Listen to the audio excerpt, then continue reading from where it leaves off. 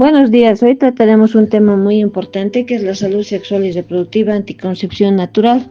Bueno, ¿cómo se define la salud sexual? Es la integración de los elementos somáticos, emocionales, intelectuales y sociales del ser sexual, por medios que sean positivamente enriquecedores, que potencien la personalidad, la comunicación y el amor.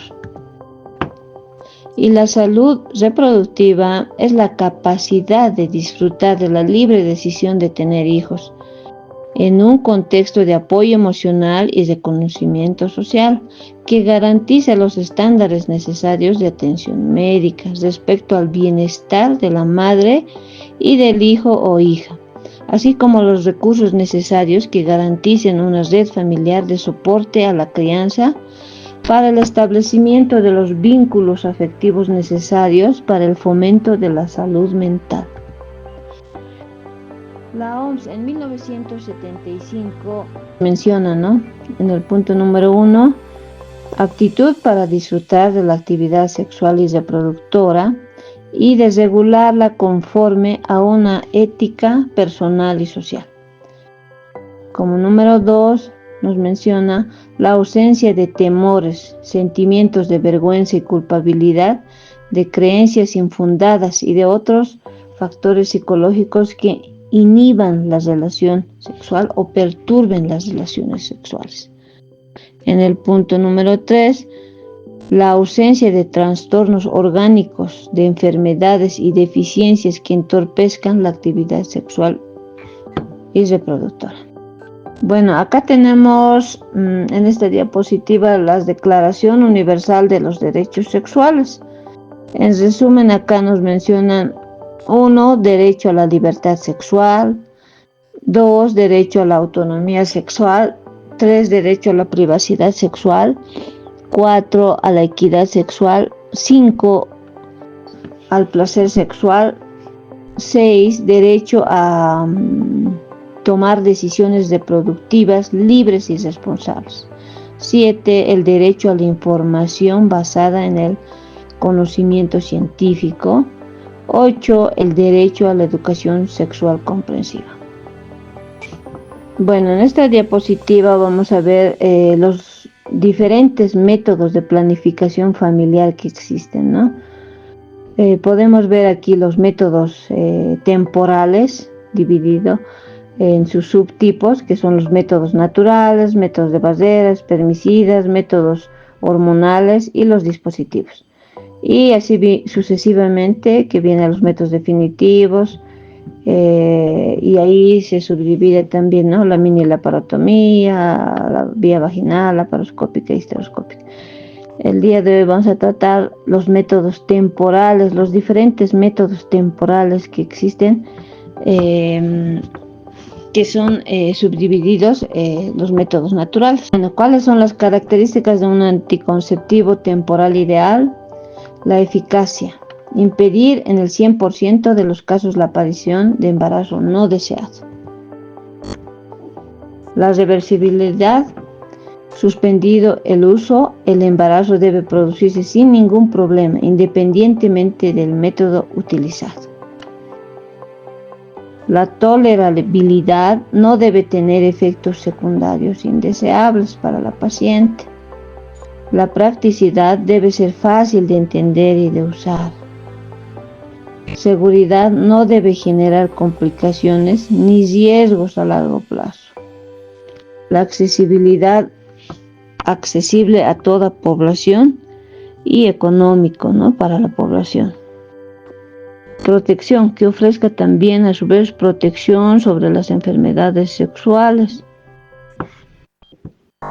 Entonces, estas son las características ideales que debe cumplir, un anticonceptivo.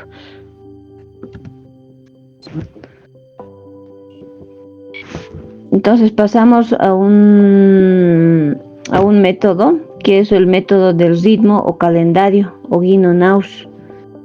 Entonces, ¿en qué consiste este método? Consiste en evitar el coito en días presuntamente fértiles del ciclo femenino. El espermatozoide tiene la capacidad fecundante por 72-96 horas y el óvulo solo durante 24 y 48 horas. Entonces podemos ver en esta imagen los días de la menstruación, donde menciona el sangrado, que están del 1 al 5. Y los días del 6 al 11 son los días infértiles, donde la mujer no se puede embarazar. Y del día 12 al 16 son los días fértiles, ¿no? Donde la mujer no debería tener relaciones sexuales si no quiere embarazarse. Y posteriormente del 17 al 28 son los días infértiles, ¿no? Donde ya puede tener relaciones sexuales. Ahora hablemos de otro método, que es el método de la temperatura. Consiste en la observación de la curva de la temperatura basal. La temperatura corporal basal aumenta luego de la ovulación por aparición de la progesterona aproximadamente a un 0.5 grados en el día posterior de la ovulación. La temperatura se mide por la mañana antes de levantarse de la cama, ya sea vía rectal, vaginal, oral y axilar. Las desventajas de este método es que sirve para la segunda mitad del ciclo y debe combinarse con otro método para la primera fase.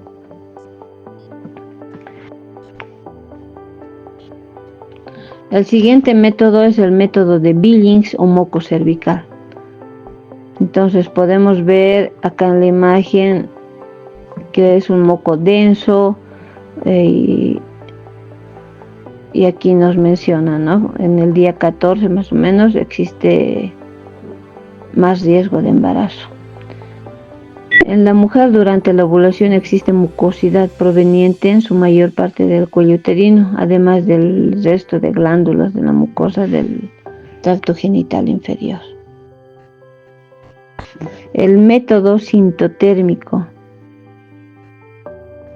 Este método es la combinación de dos métodos naturales ya mencionados anteriormente y es discretamente más eficaz que estos por separado. El coitus interruptus o coito interrumpido es un método muy difundido y practicado en nuestra población en general. Consiste en retirar el pene de la vagina antes de iniciarse la eyaculación. El peligro está en que el esperma puede hallarse en pequeñas cantidades pre-eyaculación que se encuentra en el extremo del pene en erección. Entonces no es un método tan seguro. También tenemos el método MELA, el método de la lactancia y amenorrea conocido como MELA o LAM.